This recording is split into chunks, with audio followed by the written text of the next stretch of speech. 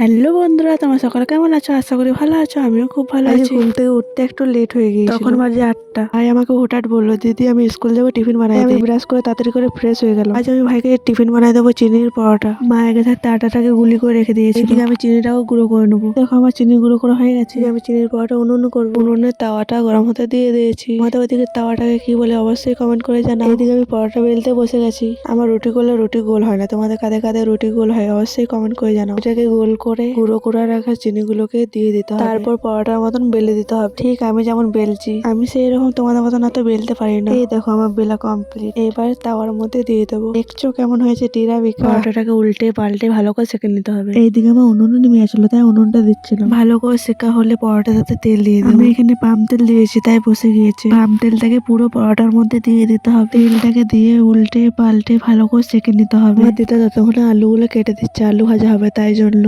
এই দেখো আমার পরোটা করা কমপ্লিট। আলু ভাজার জন্য আলু রেডি। এই দেখো মা এদিকে ভাজতেও শুরু করে দিয়েছে। আলু আর গাজর একসাথেই ভাজা হচ্ছে। আলুর সাথে গাজর ভাজলে মিষ্টি লাগে, তাই আলুর সাথে গাজর ভেজেছে। আলু ভাজা কমপ্লিট। এদিকে আমি খেতেও বসে গিয়েছি, আর ওইদিকে স্কুলও চলে গিয়েছে। তো বন্ধুরা এবার আমি খেয়ে বলবো কেমন হয়েছে। মিথ্যা বলবো না, দারুণ হয়েছে। তোমরা একদিন এইভাবে পরোটা বানাই দেখবে, দারুণ লাগবে। তো বন্ধুরা এখনকার মতন টাটা, দেখা হচ্ছে পরে ভিডিওতে।